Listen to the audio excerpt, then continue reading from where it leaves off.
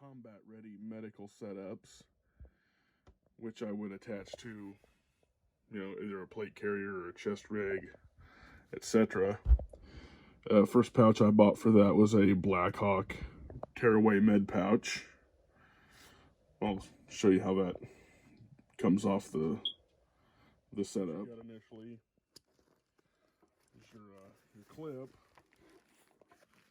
and then if this was attached to somebody that's a casualty, it would tear away as such. So if they were laying on their back, essentially, kit attached to the person, you just grab the red Tearaway, and it comes off of a panel that is fixed to your gear, mullet-wise, and it is just Velcro.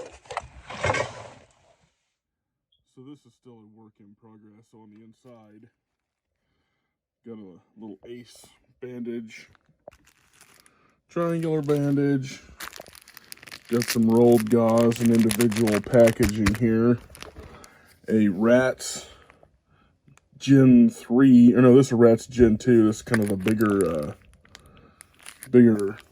size. They measured this off of Jeff Kirkham's thigh, and he's not a small guy, so yeah, dude's pretty good size guy.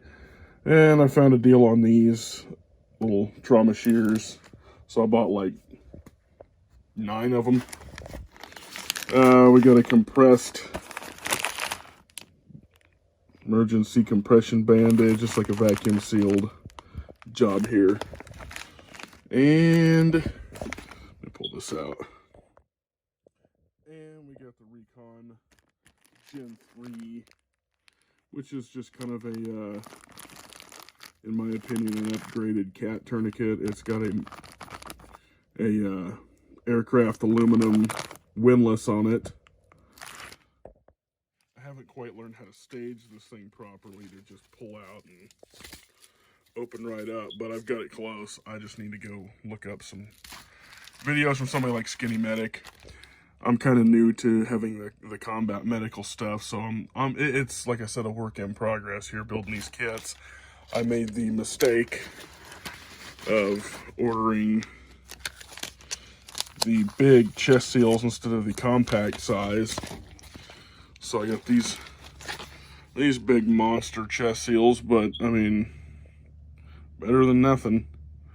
So I think I may end up buying a bigger pouch, but these just don't quite fit, and I don't know about folding them yet or anything like that. But I know they make some more compact ones that are cut to fit for an IFAK.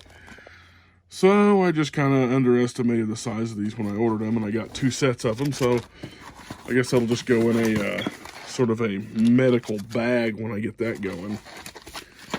And I've had a hard time finding decompression needles, so I'm probably going to have to just order the kit, because what I'm finding are like piercing kits with the catheter, but they're all too short. And that's essentially what a decompression needle is. And, they say to go with like a 14 gauge, but even now they've got these 10 gauge ones that are a little bit more solid and just kind of more rigid. So thinking about trying to go with the 10 gauge and go with a 4-inch, because I think they got a 3.5, or I'm not exactly sure how deep it is minimal for going into the chest cavity for treating tension pneumothorax. But so I'm gonna have to actually order a kit for tension pneumothorax instead of just buying piece by piece like I've done with the rest of this. I have put together a tote of stuff, and just kind of, the Recon tourniquets come in the box. This is a 2-pack. This is one out of there, and then I bought another just regular black one, and I keep ordering these things in just so I've got a supply of them. If you got kids, this is what you want, because these will bottom out. These cat tourniquet type windlass style tourniquets will bottom out before they can get arterial occlusion on a small child's limb, whereas this is kind of a boat cleat circumferential wrap situation here, and you can get that tight, and it will do its job. But these work on children, so I'm going to be stocking a bunch of those up too. And I probably need to go ahead and put a little light in here. And there's something else I was thinking in here. Can't quite remember what I was thinking. But I don't know, I might put some like flat sterile gauze pads and stuff. And I'm just going to order a bunch of different med pouches like on Amazon. And I'm just going to start putting these together and putting on all my different combat rigs. Maybe put one in my vehicle, and I don't know, if I do like an EDC bag or something like that, I might put one on that.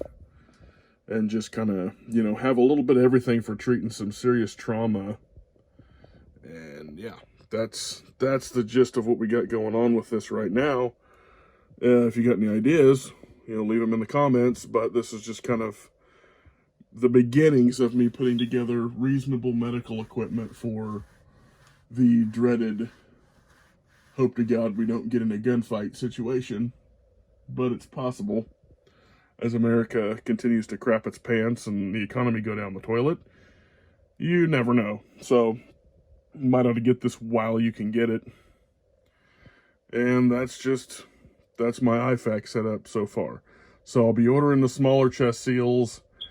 Gonna be putting some duct tape, because duct tape kind of sticks to a chest better than other stuff. Because I mean, I could even use a plastic wrap if I don't have a chest seal to seal up a wound like that, like a sucking chest wound. So you just never know when you might need some duct tape in your setup. And I might buy some more. Oh, one more thing.